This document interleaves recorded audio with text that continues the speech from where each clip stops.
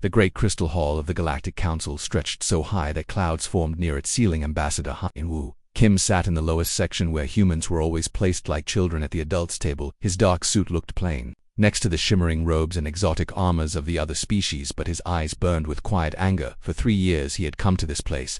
For 3 years he had asked for the same simple thing: equal voting rights for humanity, equal treatment, equal respect, and for 3 years the answer had been the same: dismissive laughter and cruel jokes about primitive Earth creatures. Today felt different though. Today the mocking seemed especially harsh. Ambassador Vexnal of the Valtharian Empire rose from his seat high above the human section, his snake-like body coiled around his floating platform as his 6 arms gestured dramatically. The scales on his face caught the light, making him look like some ancient dragon from human stories. The humans wish to vote on galactic matters, Vexnal said in his hissing voice, but tell me, what have humans contributed to our great civilization? Nothing but chaos and primitive emotions. They fight wars on their own planet they cannot even control. Whether they borrow our technology like begging children and call themselves advanced. Laughter filled the hall. The Xanthari delegate pulsed with bright colors that meant amusement among his energy-based people. The Korvaxians clicked their mandibles in what passed for giggles. The sound echoed off the crystal walls like breaking glass. Wu felt his jaw tighten but kept his face calm. Beside him, Dr. So-Young Park adjusted her glasses and made notes on her tablet. She was Earth's greatest scientist, but here she was, treated like a student. The aliens had rejected every one of her research proposals without even reading them. Behind them, Captain Minho Lee stood perfectly still. The old soldier had scars from the border wars, but the aliens dismissed human military experience as barbaric. Look at them now, whispered Ambassador Kelthera of the Spiral Federation. Her tentacles writhed with amusement. They sit there so serious, so determined, but they are like insects trying to join a conversation between gods. More laughter, more cruel jokes. Hyun-Woo had heard it all before. The humans were too young, too violent, too stupid, too emotional. The galaxy was 3 million years old, they said. Earth's civilization was barely 10,000 years old. What could such babies possibly offer? But what the council did not know was that humanity had been listening to these insults for a very long time, and they had been preparing. Da Park leaned close to Hyun-Woo. The communication just came in, she whispered. Phase 1 is ready. Admiral Choi is waiting for your signal. Hu-Nu nodded slightly. On Earth right now, hundreds of human scientists and engineers were standing by. Advanced technology that the galaxy had never seen was ready to deploy. Weapons that could reshape space itself were charged and waiting. Humanity had spent 3 years being laughed at while secretly working on projects that would make the council tremble. The Eternal Arbiter floated at the center of the hall. His ancient voice filled every corner as he spoke. The petition of the human species for full council membership and voting rights has been reviewed. As in previous cycles, the petition is denied. Humanity lacks the maturity, wisdom, and technological advancement necessary for full participation in galactic governance. The hall erupted in celebration. Delegates cheered and congratulated each other on another successful year of keeping the primitives in their place. But Hyun-Woo was not listening anymore. He was remembering. He remembered the first time he had come here full of hope, believing that reason and diplomacy could win respect. He remembered presenting Earth's achievements in medicine, art, science, and exploration, only to be told they were crude copies of alien work. He remembered watching Dr. Park present revolutionary theories about quantum mechanics, only to have them dismissed without consideration. He remembered Captain Lee describing human tactical innovations from centuries of warfare, only to be laughed at by species who had not fought a real war in millennia. He remembered every sneer, every dismissive wave, every casual insult thrown at his people. Most of all, he remembered the children messages from Earth schools, where young humans asked why the aliens would not be friends, why the galaxy treated Earth like it did not matter. Those innocent questions had hurt more than any alien insult, but now it was time for the galaxy to learn something new. And Wu stood up slowly. The movement was so unexpected in the formal council setting that conversations began to die down. Delegates turned to look at the human section with curiosity and amusement. What was the primitive doing now? If that is your final decision, Hyun-Woo said in a clear voice that carried across the vast hall, then humanity formally withdraws from all council proceedings. We are done asking for your permission. The silence that followed was absolute. In 3 million years of council history, no species had ever simply walked away from negotiations. There were protocols, procedures, forms to fill out, and committees to consult. Walking away was simply not done. You cannot leave, protested Ambassador Zelkron of the Trade Federation, his 4 eyes blinking rapidly. There are proper channels. You must submit withdrawal requests that take cycles to process. The paperwork alone requires. Watch us. Hyun-Woo said. The words were simple, but something in his tone made the entire hall go quiet. There was no anger in his voice, no shouting or threats, just cold, calm certainty. And somehow that was more frightening than any display of emotion would have been. Dr. Park closed her tablet and stood. Captain Lee stepped forward, and the entire human delegation formed a perfect line. Their movements were precise, coordinated, like they had practiced this moment. Without another word, they began walking toward the exit. Wait, called the Eternal Arbiter. You cannot simply leave. We must discuss terms, procedures, It must be followed, but the humans were not listening. They walked past the lower tier seating, past the middle sections where younger species sat, past the upper levels where the ancient powers held court. They left behind their translation devices, their ceremonial gifts, their hopes for peaceful integration. As they reached the massive doors that led out of the council chamber, Haiyan-Wu turned back one final time. The entire assembly was staring at them in shock. Some delegates were already activating communication devices, others were shouting questions and demands. But Haiyan-Wu just smiled. It was not a friendly smile, it was the smile of someone who knew a secret. The smile of someone who had been underestimated for far too long. Good luck without us, he said quietly, but his voice carried in the strange acoustics of the hall. Then the doors sealed behind the human delegation with a sound like thunder. The silence that followed, panic began to spread. What did this mean? What were the humans planning? How could they just leave? The galaxy had never faced a situation like this before.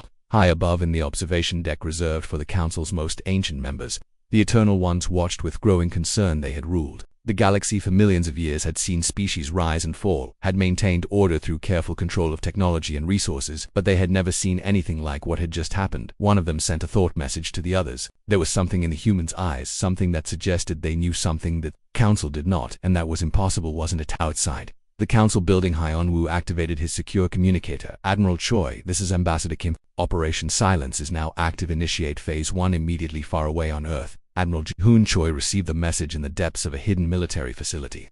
Around him, hundreds of technicians began implementing plans that had been years in the making. Screens lit up across the command center showing human colonies throughout the galaxy. The age of asking permission was over. The age of humanity standing alone had begun, and the galaxy was about to learn that the species they had dismissed as primitive children had been hiding secrets that would change everything. 3 weeks had passed since the human delegation walked out of the Galactic Council chambers, and the first strange reports were beginning to reach alien monitoring stations across the galaxy. Commander Vex of the Korvaxian Deep Space Fleet stared at his scanner displays with growing confusion. His ship patrolled the outer edges of human space, watching for any signs of unusual activity. But what he was seeing made no sense. The human colony on Kepler 9 had gone completely dark 3 days ago. It had been broadcasting normal communications, traffic and trade requests. Now there was nothing, no radio signals, no hyperspace transmissions, no responses to his hails. The colony was still there. His long-range sensors confirmed that, but it was as if every human on the planet had suddenly decided to stop talking to the rest of the galaxy. Sir, reported his communications officer, we are receiving similar reports from monitoring stations throughout this Sector 17. Human colonies have ceased all external communications. Vex clicked his mandibles nervously. In his 40 years of service, he had never seen anything like this. Colonies did not just go silent, not unless something terrible had happened, but his senses showed no signs of battle, no debris fields, no distress signals. The colonies were simply ignoring the rest of the galaxy. What the commander did not know was that deep beneath the surface of Mars, Dr. H.R. Lim was putting the finishing touches on a machine that would change everything. The quantum drive prototype hummed with barely contained energy as her team of engineers made final adjustments. This is it, she said to her assistant, Dr. Won-Soo Kim. After today, we will never need alien technology again. The drive itself was beautiful in its simplicity, unlike the massive hyperspace engines that alien ships used to punch holes through space. This device was no larger than a briefcase. It worked on principles that human mathematicians had discovered. While the aliens were busy laughing at their primitive science, instead of forcing a path through space, the quantum drive folded space itself, bringing distant points together like creases in a piece of paper. Initiating test sequence, Dr. Lim announced to her team. The drive activated with a soft whisper of sound, and suddenly the test chamber was empty. The prototype had vanished completely. Then exactly 1 second later, it reappeared in a different location on the opposite side of the laboratory. Dr. Kim shouted, but Dr. Lim was already thinking bigger, much bigger. While the test was happening on Mars, another revolution was taking place on the industrial world of Kepler. 44-to-be engineer Sung Min Park watched as his manufacturing teams activated the first matter conversion plant. The aliens had always controlled galactic civilization by controlling resources. If you wanted rare metals, you had to trade with the Zenthari. If you needed exotic crystals, you had to bow to the Valve Empire. If you wanted advanced materials, you had to accept whatever terms the Council offered. But humans had found a different way. The matter converter looked like a massive ring of metal and crystal, 50 meters across. At its heart was a controlled singularity, a tiny black hole that could break down any material into its component atoms and rebuild it into something else. Feed it asteroids and it could produce pure platinum. Feed it space dust and it could create materials that did not exist naturally anywhere in the galaxy. Beginning first production run, Engineer Park announced. The converter hummed to life and began processing a load of common iron ore. Within minutes, it was producing sheets of ultralight, ultra-strong composite materials. that were superior to anything in the galactic database. The implications were staggering. With these converters, human colonies could produce anything they needed without depending on alien trade. Meanwhile, in the Titan research station, Dr. Dong Hien Ko was solving problems that the galaxy had declared impossible. His equations covered every wall of his laboratory. Complex mathematical formulas that described the fundamental structure of space and time. Itself, the aliens had always claimed that faster-than-light travel was limited by the laws of physics, but Dr. Ko had discovered that the aliens simply did not understand physics well enough. Their hyperspace technology was like using a hammer to perform surgery. It worked, but it was crude, and inefficient. Human mathematics had found elegant solutions to problems the aliens had never even realized existed. The first sign that something was wrong reached the Galactic Council when trade monitors detected massive disruptions in economic patterns. Human colonies that had been importing basic materials were suddenly exporting rare elements that should not have existed in their regions of space. Ambassador Vexno called an emergency session of the Trade Committee. "These readings are impossible," he declared, his scaled face twisted with confusion. "The humans on Kepler 7 are apparently producing more refined tritanium than the entire Xanthari Empire, but there are no tritanium mines in that system." The situation became even more confusing when Council survey ships were dispatched to investigate human colonies. What they found defied explanation. Captain Kelter of the survey vessel Eternal Wisdom approached the human settlement on Ross 128, expecting to find a struggling colony barely surviving on the edge of civilized space. Instead, he found a thriving metropolis that had not existed on any of his charts. The colony had been transformed from a collection of basic habitation domes into a sprawling city of impossible architecture, buildings that seemed to twist through dimensions, gardens that grew in midair, transportation systems that moved without any visible means of propulsion. Most disturbing of all, the humans seemed completely unconcerned by their presence. "We are conducting a routine survey of this system," Captain Keltar broadcast to the colony. The response came from a woman who identified herself as Governor Yunji Kim.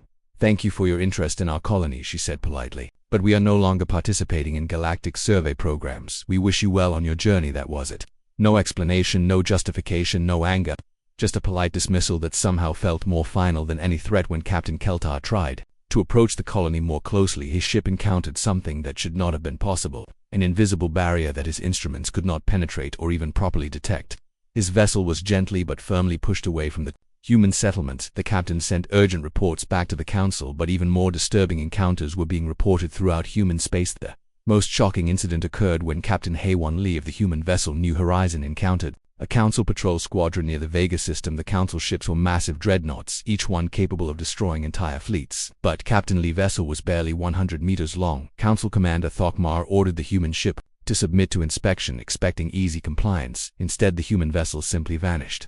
It did not use hyperspace or any other known form of faster-than-light travel. It simply folded space around itself and disappeared when the human ship reappeared. It was somehow behind the entire council squadron, having moved through what seemed to be a fold in space itself. "We are no longer subject to council inspection," Captain Lee broadcast calmly. "We are returning to human space. We suggest you do not follow the..." Council ships tried to pursue, but the human vessel disappeared again, leaving the powerful dreadnoughts looking foolish and helpless. Reports like this were flooding into the council chambers from across the galaxy. Human technology had somehow advanced beyond anything in the galactic database. In just a few weeks, colonies that had been struggling were now thriving. Ships that had been primitive were now superior to anything the council possessed. In the depths of the council archives, the Eternal Ones accessed records that had not been reviewed for millions of years.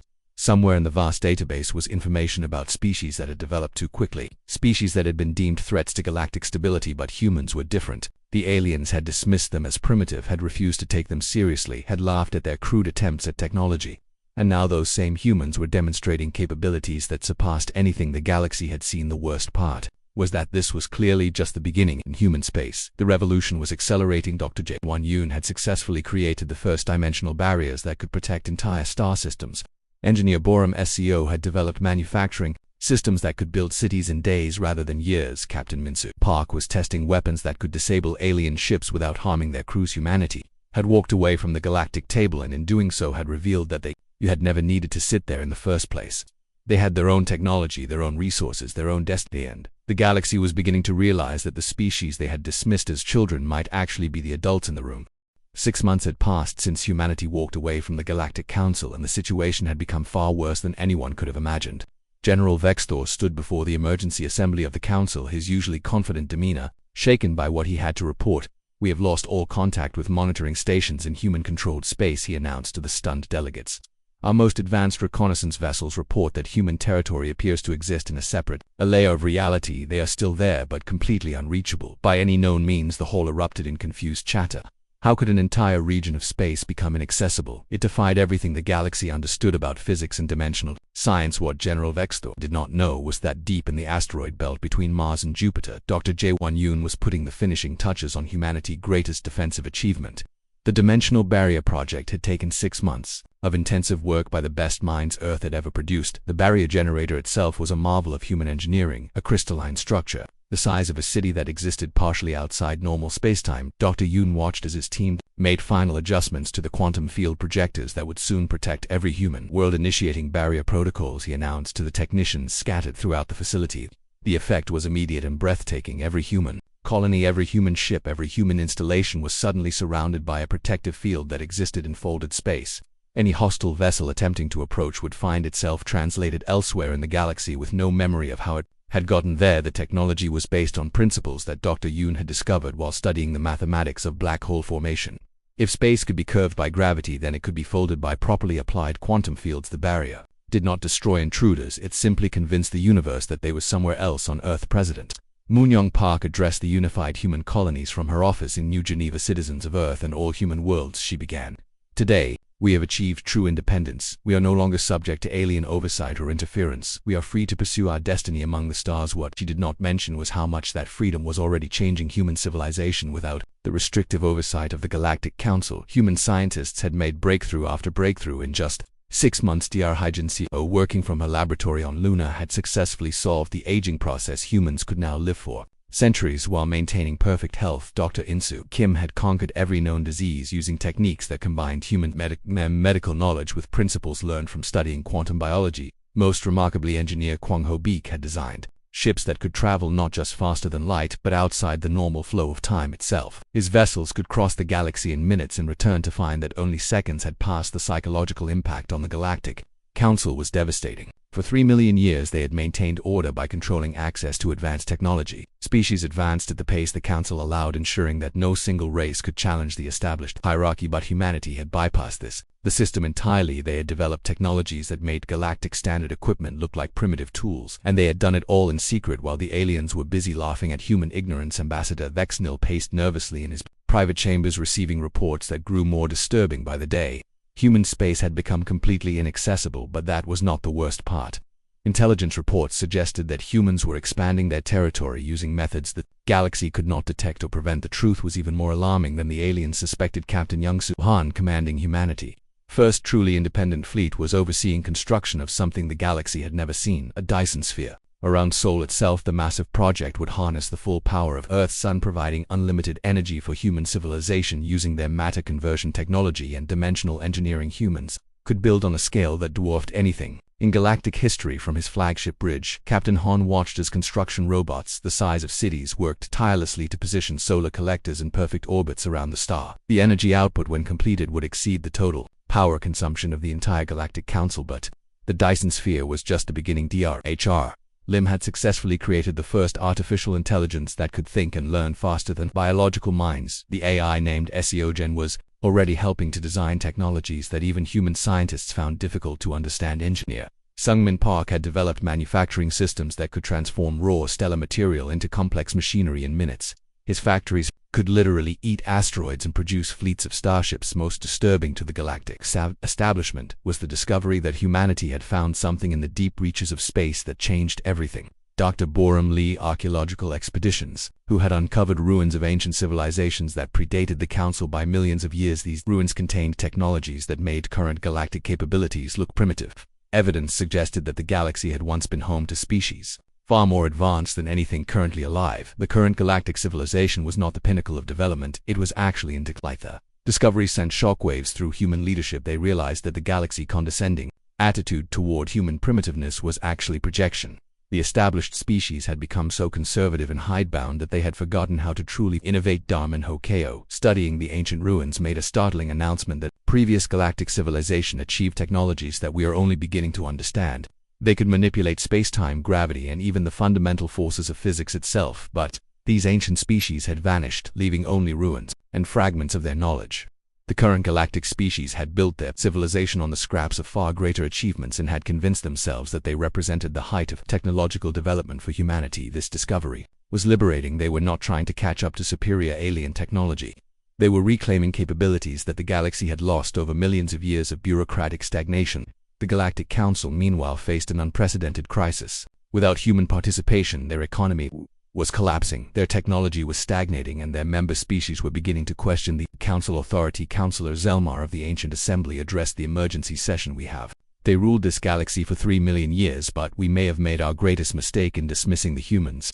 They were never primitive, they were simply thinking in ways we had forgotten how to think, but acknowledging the mistake and fixing it were very different problems. Humanity had isolated itself behind barriers that the galaxy could not penetrate. They had technologies that surpassed anything the Council possessed, and most importantly, they had something the galaxy had lost, the ability to innovate without restrictions in human space. The revolution was accelerating beyond even human expectations. Dr. Won-Soo Kim had successfully created pocket universes that could serve as unlimited storage and manufacturing space. Captain Yoonji Park commanded ships that could exist in multiple dimensions. Simultaneously, the barriers that protected human space were not just defensive, they were transformative. They allowed human civilization to develop along paths that the galaxy had never imagined possible, and in the depths of space, human exploration fleets were discovering that the galaxy was far larger and more complex than the Council had ever admitted. There were entire regions of space that had been declared off limits, ancient territories that the Council claimed were empty but which actually contained wonders beyond imagination. Humanity had walked away from a table where they were not welcome, and in doing so had discovered that the galaxy itself was far more vast and full of possibility than their former hosts had ever revealed. The age of Council dominance was ending, and the age of human exploration was just beginning. The galaxy would never be the same. A full year had passed since humanity's dramatic departure from galactic society, and the consequences were becoming impossible for the Galactic Council to ignore. Ambassador Kylneth of the Orion Trade Federation stood before the assembled delegates with news that would shake the foundations of their civilization. "Human colonies were our primary source of earth elements and agricultural products," she reported, her voice barely steady. "Without access to human space, 17 worlds are facing food shortages, and our manufacturing capabilities have dropped by 40%. The numbers were staggering, but they only told part of the story. The carefully balanced galactic economy had been built on the assumption that human colonies would always be available to provide resources and labor. Now that assumption had been shattered, but the crisis went far deeper than simple economics. Dr. Rajan, the galaxy's most respected xenobiologist, had discovered something that terrified even the ancient Council members. 3 diseases that we thought were permanently controlled are resurging without access to human pharmaceutical compounds. We are facing potential plague scenarios on dozens of worlds." The delegates sat in stunned silence. The aliens had always dismissed human medicine as primitive, but now they were learning that human research had been far more advanced than anyone realized. Human scientists had developed treatments for conditions that galactic medicine could barely understand. Thokma rose from his seat to deliver the most disturbing news of all. "The military situation is catastrophic," he announced. "Our patrol fleets have encountered human vessels that cannot be tracked, targeted, or engaged using any known weapons systems." The general did not tell the assembly was how completely human military technology had surpassed galactic capabilities. Captain Sujin Kim's small fleet had systematically disabled 6 Council patrol groups without causing a single casualty. The human ships had simply appeared, surrounded the alien vessels, and used some form of energy field to shut down their systems. The alien crews had been unharmed, but their ships had been left floating helplessly in space. The message was clear: human military capabilities had evolved beyond galactic understanding, and they were being remarkably gentle about demonstrating their superiority in the depths of space. Admiral Boram Lee commanded humanity's new deep space exploration fleet. Using their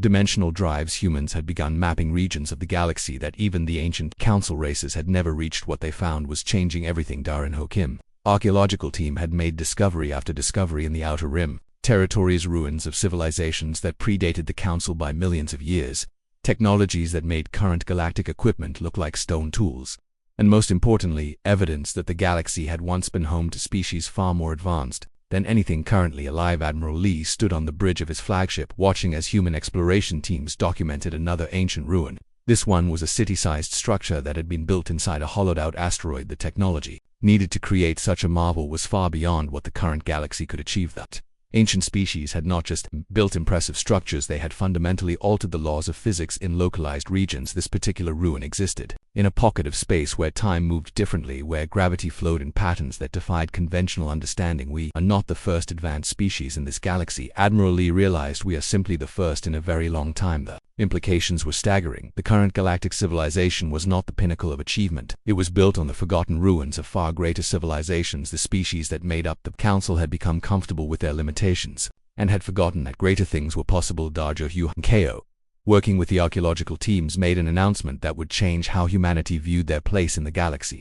The previous inhabitants of this galaxy achieved what we would call impossible. They could create artificial stars, manipulate the flow of time, and even travel between dimensions at will. But these ancient species had vanished, leaving only traces of their incredible achievements. The current galactic races had built their civilization on the scraps of far superior technology and had convinced themselves that they represented the height of development for humanity. This discovery was both humbling and inspiring. They were not trying to surpass alien technology. They were reclaiming capabilities that the galaxy had lost over eons of bureaucratic stagnation. President Tai Kyung-shin, addressing the human colonies from Earth, made a statement that would define humanity's new role in the galaxy. We have discovered that we are not the primitives in this galaxy. We are the inheritors of its true potential. The discovery energized human research efforts. Dr. Hai Young Nam, studying the ancient ruins, had learned to replicate some of their simpler technologies. Human ships could now phase through solid matter, exist in multiple dimensions simultaneously, and travel through time itself. Engineer Dong-Soo Park had developed manufacturing techniques based on ancient principles. As factories could now convert energy directly into matter, creating materials that had never existed in nature.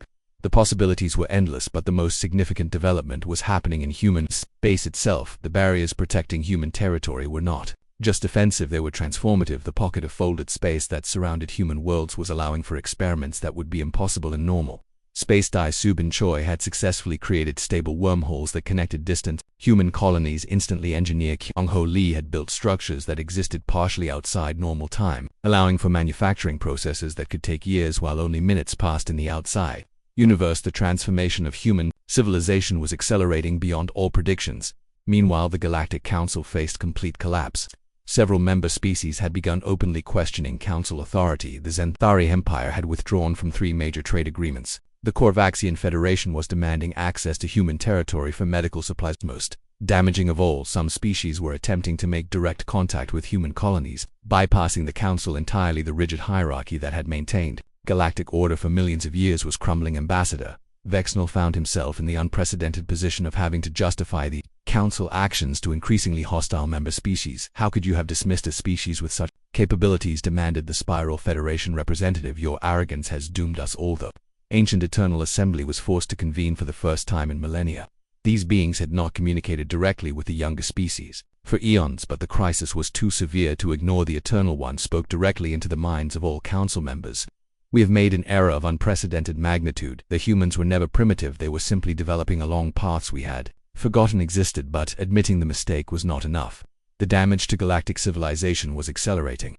Every day brought new reports of system failures, resource shortages, and technological breakdowns that could not be repaired without human expertise. The council faced an impossible choice. They could continue to pretend that they did not need humanity and watch their civilization collapse, or they could admit that they had been wrong and attempt to negotiate with a species that had every reason to ignore them. The problem was that humanity had moved far beyond the point where they needed anything the galaxy could offer. They had superior technology, unlimited resources, and access to knowledge that predated galactic civilization by millions of years. What could the Council possibly offer to a species that had already surpassed them in every meaningful way? Dr. Min-Young Kim, working from her laboratory on Titan, put the situation in perspective. We spent 3 years begging for acceptance from species that had forgotten how to truly advance. Now we have access to technologies that make their greatest achievements look like children toys. The galaxy that had once seemed so vast and advanced now appeared small and limited. Human exploration fleets were discovering new wonders every day. Regions of space that contained impossible phenomena. Ancient artifacts that could reshape reality itself. Civilizations that had achieved things the current galaxy could not even imagine. Humanity had walked away from a table where they were treated as inferiors and had discovered that they were actually the inheritors of the galaxy. Greatest legacy. The Council had spent millions of years maintaining order by limiting progress. Humanity had achieved more in 1 year of unrestricted development than the galaxy had achieved in millennia. The irony was complete. The species that had been dismissed as primitive children had become the adults in a galaxy full of beings who we had forgotten how to grow. 18 months after humanity walked away from the Galactic Council, every human colony, every ship, every communication array throughout human space simultaneously received a message that changed everything. The transmission came from the Eternal Assembly, beings so ancient and powerful that most galactic species considered them myths. The message was remarkably simple: we request dialogue. President Tai Kyung Shin sat in the emergency session chamber on Earth surrounded by humanity's greatest leaders. The debate was intense but brief. Dr. Yijan Nam, humanity leading expert on alien psychology, made the argument that swayed the decision. They are not demanding negotiation or offering threats, she explained. They are asking to talk. For the first time in recorded galactic history, they are approaching us as equals. The implications were staggering. The Eternal Assembly had ruled the galaxy for over 3 million years. They had never requested anything from younger species. They commanded and expected obedience, but now they were asking permission to speak with humanity. Fleet Admiral Kungmin Park raised the obvious concern this could be a trap. They might be planning to study our defenses or gather intelligence about our capabilities, but Dr. Nam shook her head. Their message included quantum encryption that would be impossible to fake and authentication codes that predate their current government. This is genuine. The most powerful beings in the galaxy are asking for our times. Meeting was arranged in neutral space aboard a human vessel that showcased just how far humanity had advanced. The ship, designed by engineer Kwang Ho Beek, existed partially outside normal dimensions, making it virtually indestructible while demonstrating technology that seemed to violate every known law of physics. When the Eternal Assembly representatives arrived, the contrast was immediately obvious. Their ancient vessel, while massive and imposing, was clearly inferior to the human ship in every measurable way. The aliens who had ruled the galaxy since before Earth had developed complex life found themselves technologically outclassed. The Eternal One, a being of pure consciousness housed in a crystalline matrix, spoke directly into the minds of the human delegation. We underestimated your species. This was our error, and the galaxy suffers for our mistake. Ambassador Hyen Woo Kim, now seasoned by months of independent human diplomacy, responded with calm confidence. You did not underestimate us. You underestimated the power of unrestricted innovation. Your system creates technological stagnation disguised as stability. What followed was not a negotiation but a philosophical revolution. Dr. Subin Choi presented humanity discoveries about the galaxy lost golden age. The evidence was overwhelming. Species after species had been stifled over millions of years, their potential limited by bureaucratic restrictions that prevented real advancements. The ancient civilization that had once flourished in the galaxy had achieved wonders that made current galactic technology look primitive. They had built cities that existed across multiple dimensions, created artificial universes, and developed technologies that could reshape the fundamental forces of reality itself. But this golden age had ended not through war or disaster, but through the gradual implementation of restrictive policies designed to maintain stability. The Eternal Assembly had created a system that prevented any species from advancing too quickly or challenging the established order. The result had been millions of years of slow decline disguised as peaceful progress. Min Ho Yoon presented the mathematical proof. The galaxy's total technological capability has been decreasing for over 2 million years, he announced. Your restrictions have not prevented conflict, they have prevented growth. The Eternal Assembly faced the evidence of their greatest failure. They had believed they were maintaining galactic peace, but they had actually been managing galactic decline. Their fear of rapid change had condemned the galaxy to stagnation. The Eternal One mind touched each human delegate in turn. You have achieved in 18 months what our system prevented the galaxy from achieving in millennia. How do you propose we proceed? President Shin stepped forward. The old system must end completely. No more restrictions on technological development, no more limits on scientific research, no more bureaucratic barriers to advancement. Every species must be free to reach their full potential. The proposal was radical. The Galactic Council had maintained order for 3 million years through careful control of progress. Now humanity was suggesting that order should come through freedom rather than restriction, but the evidence was undeniable. Humanity had achieved more in isolation than the rest of the galaxy had achieved in centuries. Their medical advances had solved aging and disease. Their manufacturing capabilities could transform raw energy into any desired material. Their ships could travel through dimensions that the galaxy had not even known existed.